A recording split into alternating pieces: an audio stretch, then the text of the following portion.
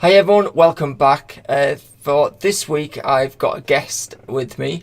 I've known Rob a long time and it's great to actually have him on a video with me. I've been wanting to do this for quite some time, but since Rob has started his own YouTube channel, which I suggest you guys go check out, the link is in the description below.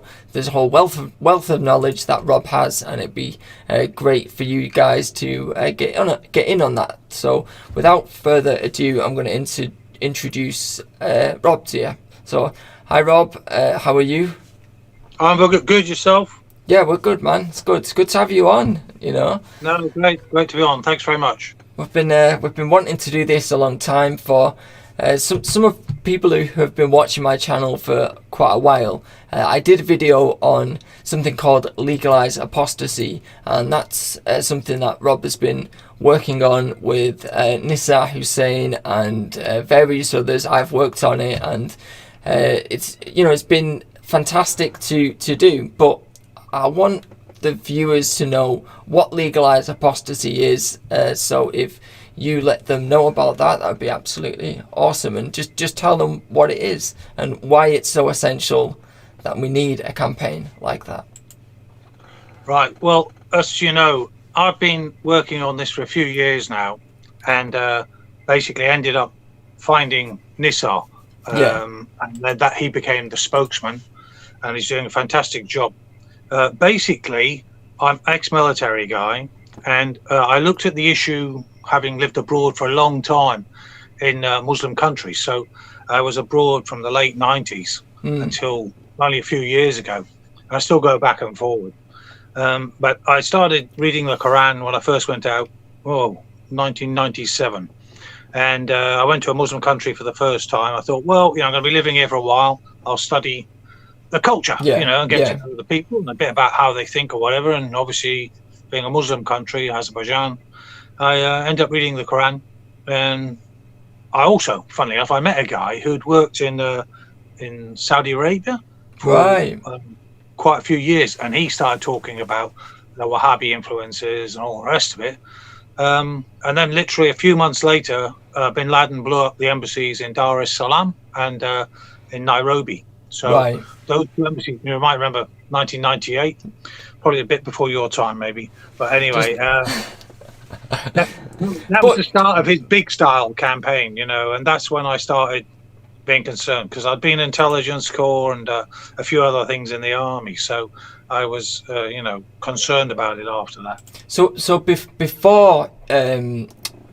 before your first sort of encounter with Islam, or that side of Islam, did you know anything about it before? Because you'd been in Ireland. I know that you had done intelligence work in Ireland, but did you look into it before that, or was this kind of like your first encounter with Islam?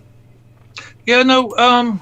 Basically, I suppose I was like a lot of kids my age. I was, born around the early 60s. So, we knew a bit about it, and there were some Palestinian issues with, Dawson's Field, where they blew up some aircraft on the runway there, and there were a few of these issues. But it was all a long way away for us then. And my dad had been in the Air Force, and I remember him talking about some of the pilots talking about the training that they'd done, and how the Saudi pilots would just go inshallah when they had a problem with the plane, and just take their hands off. They're in the back. Leave it. Yeah. So I didn't know much about it. But then at the last part of my service, I helped send people out to Bosnia. So you're getting more familiar with it. But no, I was unfamiliar with it. That's why I thought when I went to Azerbaijan, I was like nearly 40 years old, and I was just starting a new career. And I thought, well, I'm out here, I'll learn a bit about the culture if I'm staying out here. So I didn't know a lot about it. That was the truth of it. And but I've learned a lot in the last 23 years. That much I can tell. Yeah, I mean, from what I've known of you, we've known each other a while now, and you've been on this journey to get to where you are now. And what you've learnt about Islam, coming from an outsider, you've never converted to Islam. You've always kind of, been a religious sort of thing. you've been on this journey to discover, well, what is Islam all about? And on that journey, you kind of hit a key point, which is why you started the campaign. That there's a lot, you can get lost in Islam, you can get lost in all the hadith, you can get lost within the Quran and the tafsir and everything that surrounds the religion. But I think for you, there was something that really woke you up on it. Yeah, well, as you said, you can get lost in it, and I read all the usual stuff, the Quran, started reading Robert Spencer and Bernard Lewis and lots of other, people who had written on this. And then I realized as I dug deeper, this was over a decade, I realized there was a big issue with it, but I didn't have the answer. I'm an intelligence guy, I'm an analyst. So, I want to know, but before I commit, I want to know that I'm on firm ground as well, because, as you know, the late 90s, early 2000s, you couldn't talk about this stuff. No. At all. Now it's hard, obviously, but then, believe me, you mention immigration or anything else in those days, that was it. You were it was a very difficult time. So I just kept plugging away, really, learning. And so I got more knowledge of Islam. I could see all these different things that people were looking at and all of these different issues. But I know, if you're going to do this type of thing and have some effect, you've got to keep it simple. It's got to be direct, and it's got to be, you've got to have what I consider a noble campaign. You've got to be going at it for the right reasons. I mean, don't dislike Muslims. My best friend's a Muslim. He's my business partner for 10 years. So it's not about that. It's about the fact that the laws, as I came to understand it, that was the issue. It was understanding that, the Sharia, as you know, is the foundation of faith. And it's the sheikhs, it's the ulama. These are the guys who control Islam, really. They're the ones who've controlled it, since Muhammad died.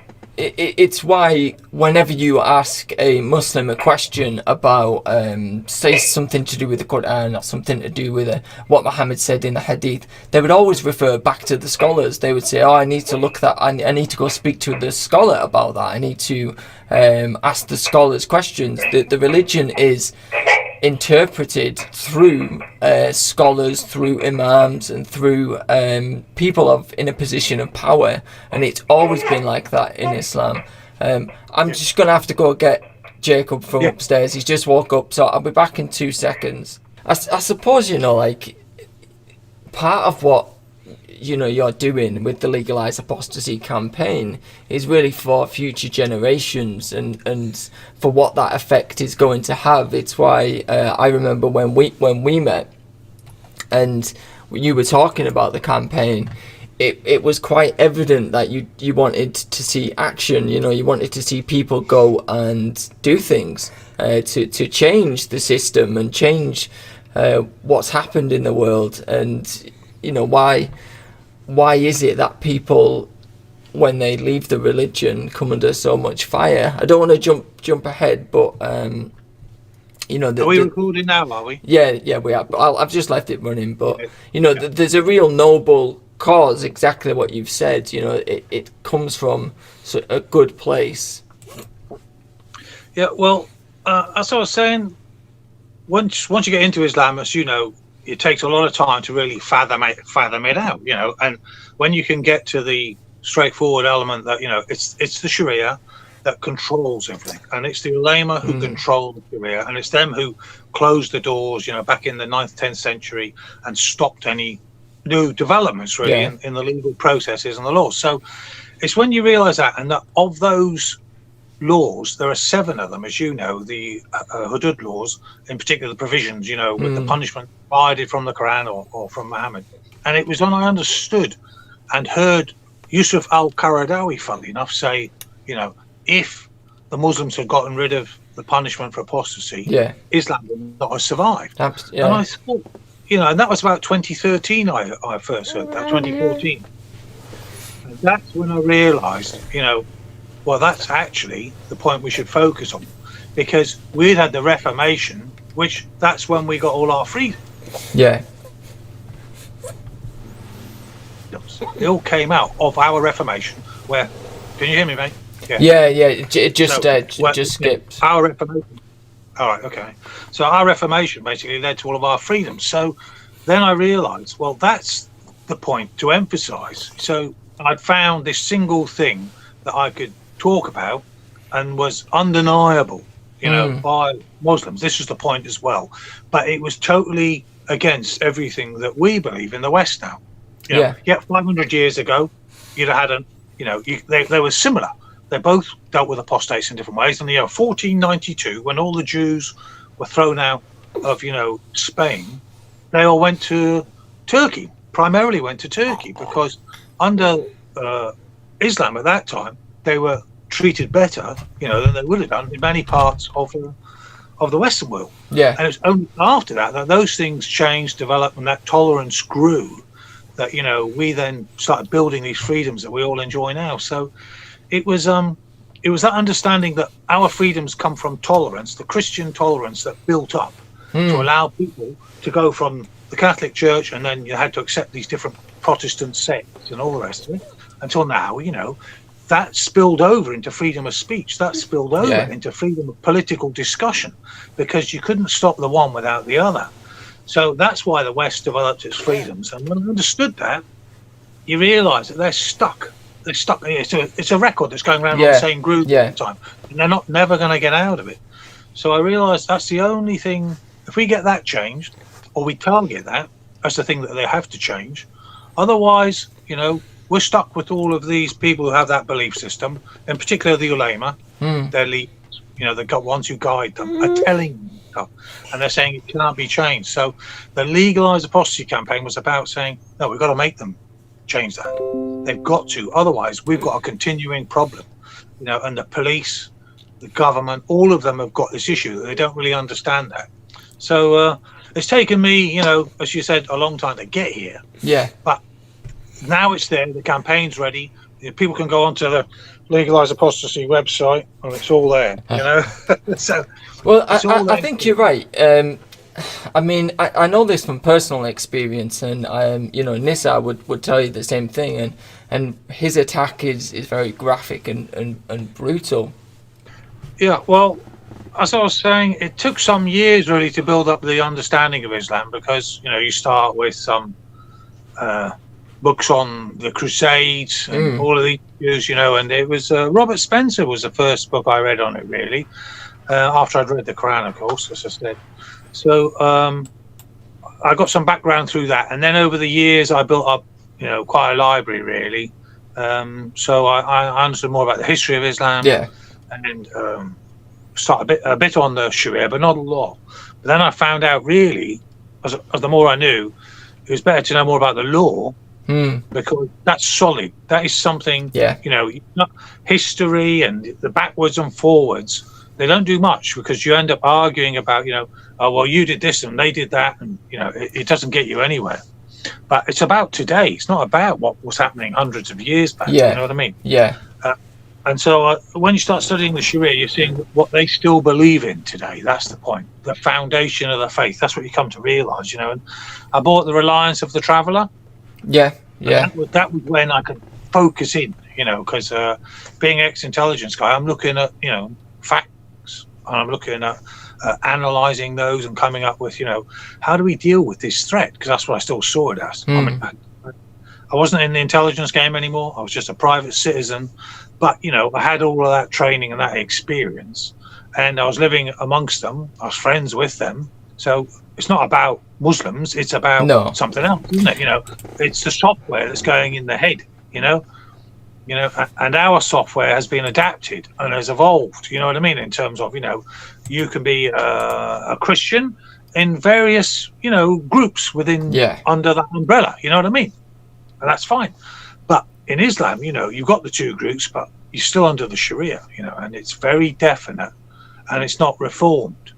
So it was that understanding of that process of the Sharia and looking into it through, originally, as I say, through The Reliance of the Traveller, and I focused in. I read it about 3 times, and it's a big old mighty old tome, but I was marking it up as I do, and then I honed in on these different things. And then, like I think I was saying, I read this quote from Yusuf al-Qaradawi, where he said, if the Muslims had got rid of the laws on apostasy, then Islam wouldn't have survived. And, and I really thought about that. And I thought, because in the military, you're always looking for the soft spot, to hit, as it were.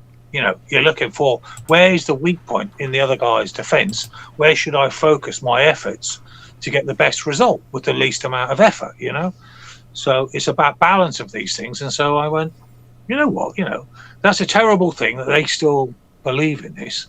And that's exactly what changed everything. And I ended up reading, Joseph, a lot of books on the Reformation. I started studying. I got dozens of books on there.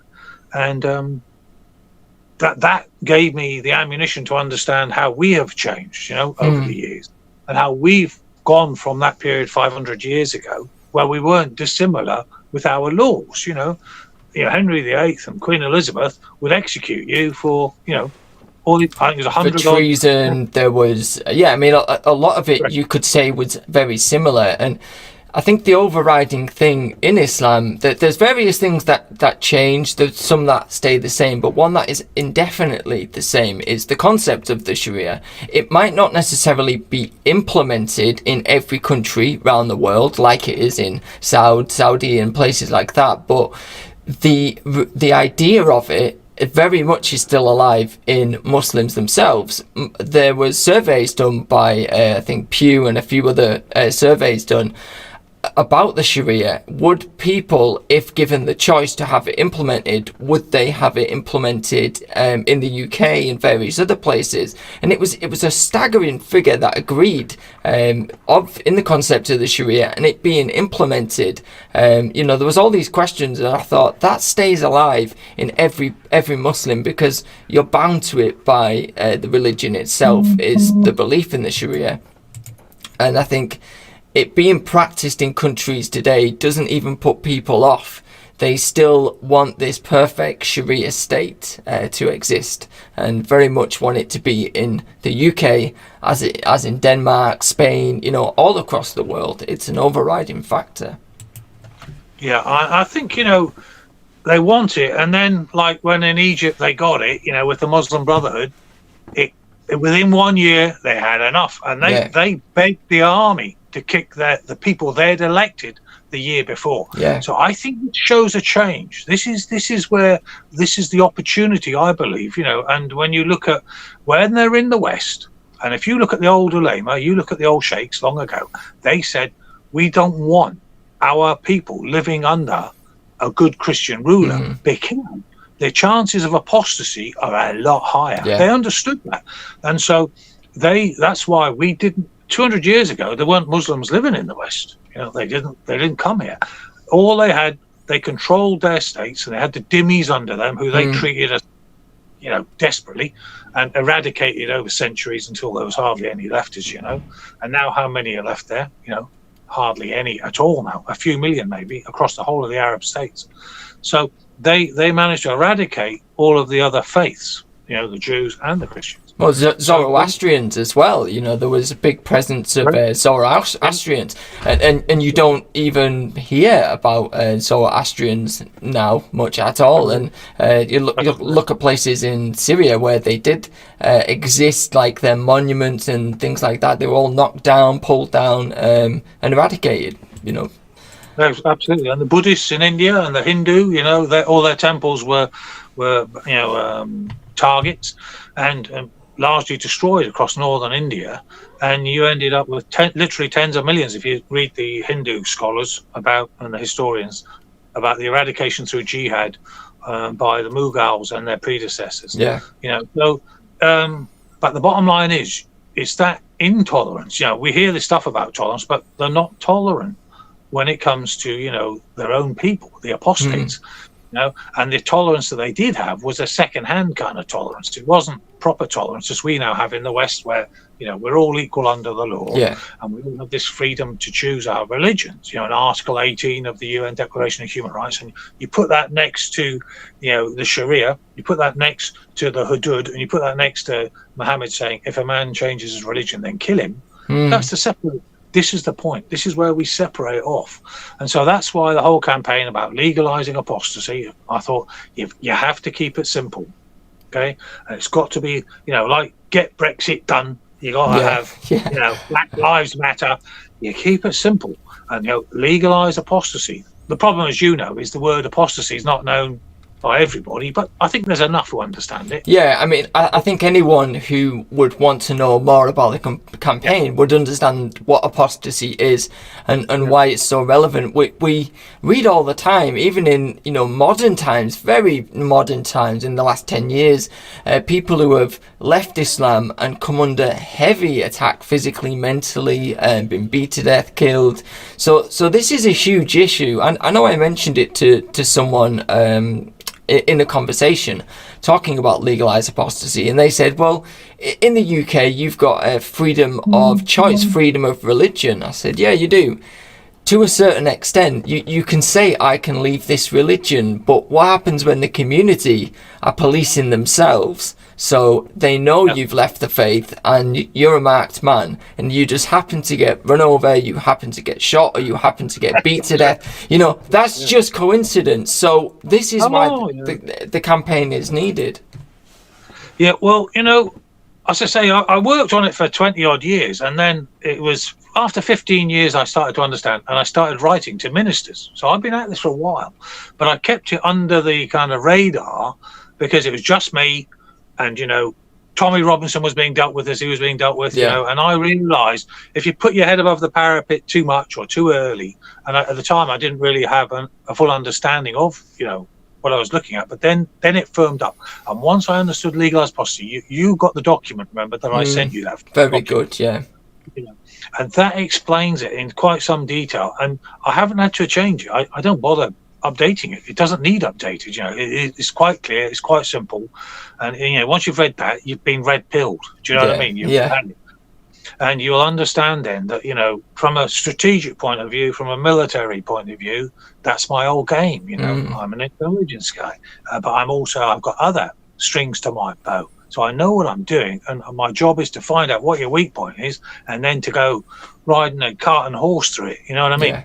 So, and the cart and horse needs to be driven through the apostasy laws, because you focus on this one thing, and you go to the UN, you go to Al-Azhar, and you say to these 8 countries in the UN, there's probably more, but there's 8 definite that I found, and I've quoted the statutes in the documents which say you kill Muslims who leave the religion in our country, be it the UAE, the Yemen, Saudi Arabia. But I mean, if you go to Dubai, that's what the law is. Yeah, it's Dubai.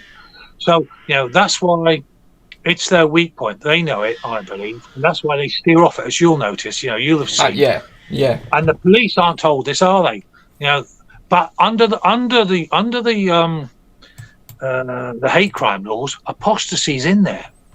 Right. It's down at the bottom. It's down there. Yeah. It's down near the bottom, and the police don't seem to know about it. And it's not an issue they want to deal with. As you said, they'll call it a community disturbance or come up with some other terminology. Yeah, they don't want it going into their documents that are sometimes made public as well. Newspapers and things like that. They will ask the police, what type of issue was this? And they'll say, oh, it's just a community disturbance. But it's far exceeding that. I've spoken to Muslim girls that have left the religion, and they've had to get the police involved because they knew that their life was under threat. And instead of saying that to the police officer, my family want to kill me because I've left the religion, they say, I need your protection because I'm going to be married off. They have to change the thing that they say to the police, because they know they won't deal with it as significant as if they say, I'm going to be married off instead. So then the police will help you, then they'll put you into a safe house, then they'll do all of these things, but they won't do that if you say I'm an apostate from the religion. It's when you speak to people here in the UK and other places that are going through this, it's quite evident that these laws need to be in place, and there needs to be something done across the board. Yeah, well, it's deeply embarrassing, you see, for obviously these Arab states, and it's deeply embarrassing for our governments. So none of them want to deal with it, and none of them want to focus on it. But that's why the campaign was decided upon, that, if your enemy, as it were, doesn't like what you're doing, it tells you you're doing something right, doesn't it? That's what it says to me. If the jihadis don't like it being pointed out that these apostasy laws are real in Islam still, and but in the West, we have the UN Declaration of Human Rights, we have the European, human rights, and all the rest of it, and our own, obviously, that for 5 centuries now we've been working to get these rights, and it took us a couple of 100 years to get to this point. 1648, you had the Treaty of Westphalia, where the kings and the princes and all that couldn't control what your religion was. You then had this you opened it up. There were still some issues, but basically in the intervening period, we've earned these rights, and we're going back basically 5 centuries by having the ulema here. That's the reality. Yeah, I mean, Britain this is the interesting thing. Some of the real hardline ones that have said some pretty damning stuff, the UK just let them in to teach and let them in to preach and do all of their activities, and then they go back to whatever country it is, say it's Pakistan, Sudan, or whatever country they're coming from. They just go back and forth. We had the guy with the hook. We had him, and it was after a long time that they finally got onto him and said, "Nah, you've caused a bit too much trouble." But there's many more. I've met them personally, and some of them they have a big control, and they have it in their hands to change some of this. And I think it's happening more and more now. People are leaving the religion, whether that's they've come out publicly and said they've left the religion, or they've left the religion and they just don't tell anyone. And there's hundreds and hundreds right across all of the countries that have done this. They can't tell anyone because of fear of being killed or having their livelihoods taken away from them. Yeah, well, these are the issues, you see, and it's not just Britain, is it? Because, as you remember, Nissa and I went to Ireland, and we found the same. Now, in Ireland, the Muslim population is 1%. That's all. It's very low at the moment, okay? But we met many, ex-Muslims there, and they all have to live in hiding as well. Yeah. They do not reveal what they've done. So you've got 1% of the population is still controlling and able to control these people, okay? So the apostasy campaign, the Legalise Apostasy campaign, has got on it a petition. So that's the kind of the fight back, is to say, go and see your local MP and ask them to sign up to it, or your TD in Ireland or wherever you are in the world. Print off the petition and take it to your representative and say, will you please sign up to this campaign? Because you're educating them as much as petitioning them.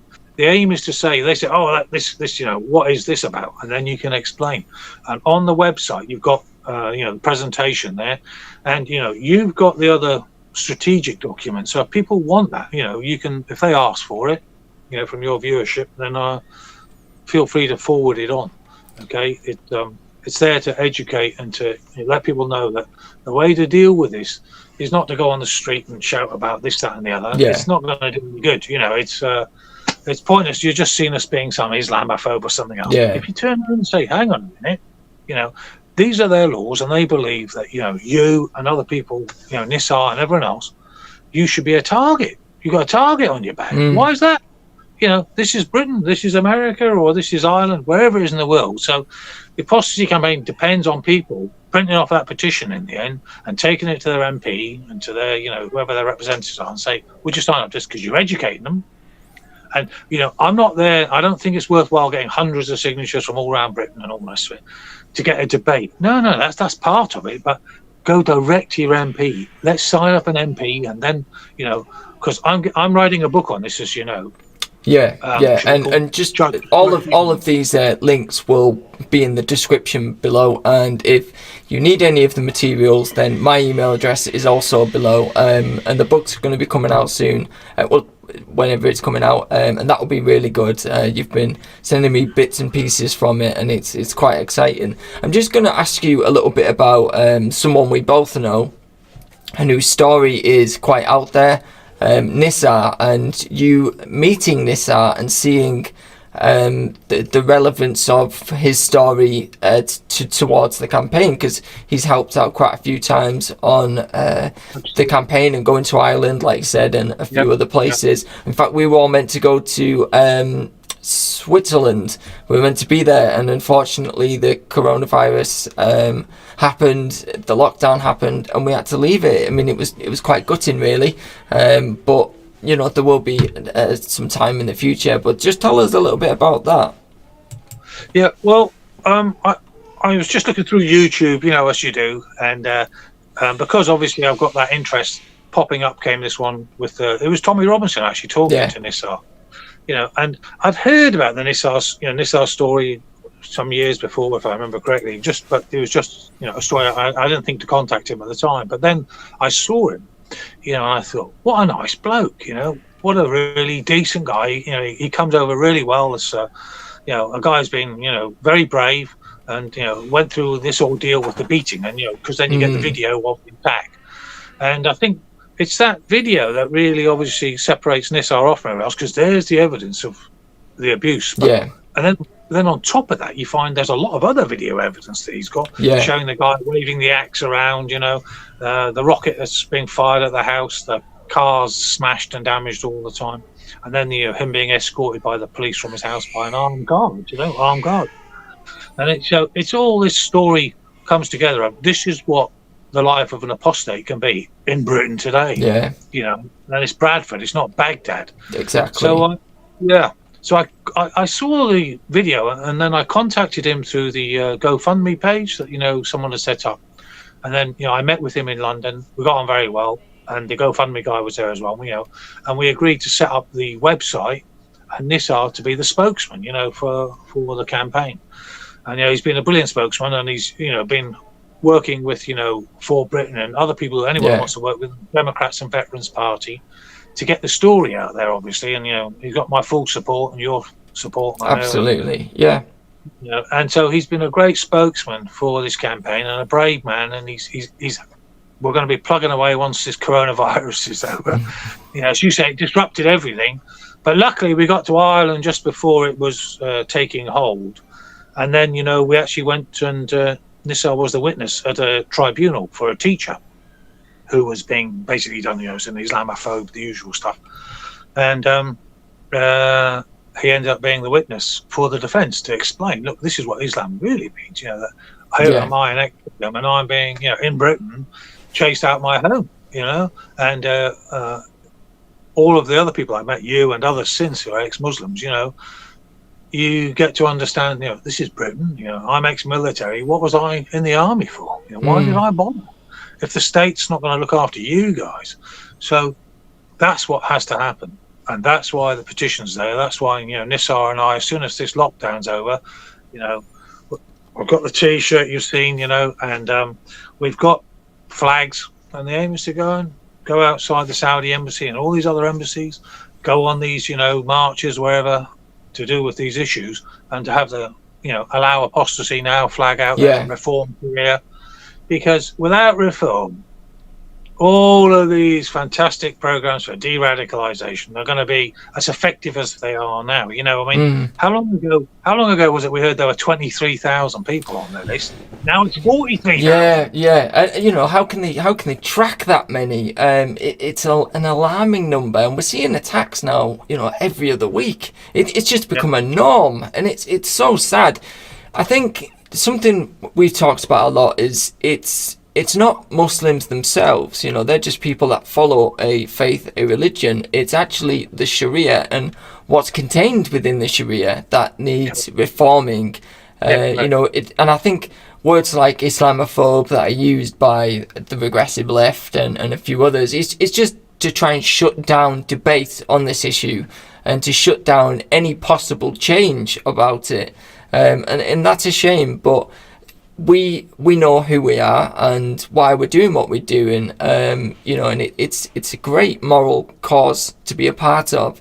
It's why I've been invested in the campaign for quite a while, and with your background as well in intelligence, it's definitely got off to an amazing start. But we need to get the message out, and the power of social media and platforms and places like that is to get everyone else involved and to get everyone else knowing what we know about Islam and to educate others, but to push for reform. And that's really what we're trying to do. Yeah, because as you know, I mean, there's a lot of Muslims who want reform as well. Yeah. Okay, particularly in the West, obviously, and that's the point. Is, you know, we have some hope here of getting something moving. There's no hope of getting it done in Saudi Arabia, obviously. You know, it's like we couldn't change the Soviet Union from within. We had to hold them in and contain them, you know, and we had to hold Northern Ireland together and contain the threat until the politicians had got enough, you know, free space and time, and that we'd held them on, you know, held it long enough to get the problem behind them, and to give them time to negotiate. And, you know, that's what we're doing with this campaign. You know, to me, what I see is that we contain this issue within the West by pushing back for reform. You know, you can't push like a shotgun effect. You know, the effort gets dissipated and wasted. But if you hone in on the apostasy laws and ask for one reform, because if you get that one reform, as you know, the door's open to innovation. You let this one law be changed, and you allow people to leave the religion without punishment. Seems reasonable to everybody in the West, doesn't it? Yeah. You see, and that's where they're weak, and they know it. This is the norm here. And if our cowardly politicians won't face it, they need replaced. Yeah. Now, what is the option? So you need to know about it as the voters, and you need to choose people, because then we can affect the future of the threat, you know, from these ulema who control those laws, because it's them who closed the doors on innovation, you know, and only through them letting those doors open to innovation, to allowing people to leave the religion, is there any hope. Otherwise, you know, this goes on, and eventually you end up with, you know, an untenable situation from the point of view of us as the, you know, the aboriginals, as it were, you know, the people who live here and want to maintain these rights, and then the people are coming in with this system that they want to impose on everyone else. And, you know, you've left it, Nissan, and you should be free to do so without any, you know, having to conceal this or conceal that. Why? Well, I mean, you've seen people like Mohammed Hijab and various others in Speaker's Corner talking about apostasy and saying how apostasy now is spreading like a I forgot the word, not a typhoon, an avalanche. You know, other scholars are saying it's going to come like an avalanche, but people are going to leave the religion, but they're not going to become public. They are going to remain in their family units, which, it's fine, but it's other family pressures that stop them really coming out of Islam, because they'll still take them to mosque, they'll still keep them within the community, they'll still do all the same things, but they wouldn't have left the religion, only internally left the religion. You know, they've realised Muhammad is a false prophet by the abundance of evidence that he is, but they can't come out and say it to help the next person leave Islam, because they know the backlash they're going to get. And if there's a safe place to go and be able to leave the religion, and there are people that have done it. There's people that have left the religion and become spokespeople for the apostates. But guess what? They live in hiding. They don't tell anyone where they live, of course, just for safety reasons. Exactly. They have to have security around them whenever they go out, like Ayaan Hirsi Ali and others. You know, this is because of the threat. It's because of the threat of leaving the religion. You know, this is why it needs to be changed and reformed. Yeah, and sooner rather than later, because obviously the numbers grow every day, you know, in terms of the, you know, more Muslims coming into Europe, more young men out of Syria or whatever, you know, who have got the software. They've had the download. So what we need to be able to do is say, okay, who controls the download? It's the ulema. Okay, so it's the ulema. Basically, you know, what you've got is a genocidal threat against a group. The genocidal threat is against all the ex-Muslims. Yeah? That's it. That's what it boils down to. Who controls it? The Islamic theologians and lawyers and the clerics. Well, that's who needs to be controlled. When I was in the military, did we take advice from the communists? Did we go and ask for them, advice on how we should train people or, look after our laws? So why are we doing this with the group that believes in killing ex-Muslims? These are the very people who are seen as the community leaders. Yeah. They're the elders. These are your community leaders that the police will discuss these matters with. Well, they're not going to tell you, are they, what my weak points are? They're looking at these people and laughing, Well, it's they're having like community dinners and stuff like that. They're having cohesion dinners, and where the Muslims will go into the church and they'll sit and have tea and cake, and all of this sort of stuff. But it never solves anything. It never really gets down to the issue. And people are just people, whether they're Muslim, Hindu, Buddhists, or whatever they are. They're just people. But there's an overriding system that really is what we're going for and what we need change, and it needs to happen bigger sooner rather than later, because the population's getting bigger and bigger and bigger. That's going to be more people that are going to be leaving Islam through works that are happening on the internet, spreading the information, and it's for you guys to help do that as well. So where can people, the links will be below, but what can people do from here to help support the campaign?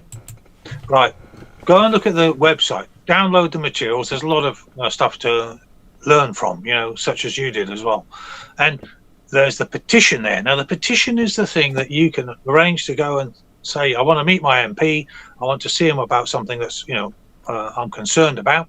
Go and meet your MP at this surgery. Take along the petition, take along a copy of the briefing even, or the website address, and you have a look, or send them to them beforehand and say, look, I'm concerned about this. I want to support, because the way I say it is I want to help ex-Muslims. You see? Then this is a very positive thing, isn't it? I'm helping somebody, I'm helping ex-Muslims. And they say, well, why do they need help? Well, then you can explain about the apostasy laws. And, these are undeniable. These are, and we've got all the quotes and all the materials on the website. You have everything you need. So you say, I'm here to ask you, will you help the ex-Muslims, Mr. MP? You see? You say, will you please help this campaign to free the ex-Muslims from the threat from these lawyers and from the Sharia, which, yes, they'll say, oh, it's not effective here in Britain. No, look, let's be frank about it. De jure is under law. De facto is what's actually happening. They don't have to be the same. De jure, you're under common law. But de facto, if you live in these Muslim communities, what happened to you? What happened to Nissa? What happens to loads of others? Why don't they come out and, explain what's going on? They're scared stiff. That's the de facto bit. So you say to this guy, will you please, just sign this up, because we're asking for the ones who have it de facto, UAE, Sudan, Afghanistan, Brunei, whatever, these 8 countries, they've got it on the law books in the UN. And why are they sitting in the UN? Some of them on the human rights councils, and they've got a genocidal threat against all of their ex-Muslims. Saudi Arabia, come on, let's get some momentum going. But don't worry about getting all your neighbours to sign it up, because they'll come and say you're an Islamophobe or some other rubbish. Go your MP and explain it all. All we need to do is to educate our lawmakers. It's the ulama, their lawmakers, versus our lawmakers. And so long as our lawmakers can deny it exists and that this threat doesn't exist, let's tell them it does. Let's show them under law this is the case. And then we put the pressure on. This is long term, but let's get it moving, and the petition will do that. So that's other people do it. I took mine along to my MP. They don't want to sign it. But they're under pressure, you see, and they're getting educated. And they ask me, how's your campaign going? Get out there, take the petition, see your MP, and let's teach them a lesson, and then they can't deny it. Bottom line is this will take time. It's not going to be done in a day. Yeah, I mean, a lot of great things, change have happened from grassroots organisations, and I've been a part of this, and it's been absolutely awesome. So far, I've been to see my MP as well, and they went to have a conversation with the faith minister. So, you know, this was just a few of us, but with other people getting on board and understanding why we need the Legalise Apostasy campaign, it creates change. The links will all be below, and if you need any other materials or any advice, you can get in touch with me, and I will send you an email with all of that information. And also, we're going to set up some group stuff and things like that. So if you want to get involved, then please, the links are below. But any last words, Rob, while I... Yeah, just my last word would be, you're helping people here. This is about helping ex-Muslims. This is not some attack on Islam, okay? It's about helping ex-Muslims, which will help everybody. And so when you see the MP, it's a very positive thing. You're helping people who need help, you know, because every single Muslim lives under this threat. Every single ex-Muslim lives under a death sentence, basically. Yeah. All the Muslims live under this threat. They're not free to leave. That is their law. It's a tragedy, but if they can change that one thing, you know, we can change the world. Very good. It's been fantastic to have you on. We'll hopefully do this again. But for now, I'm going to sign off, and I'll see you all soon.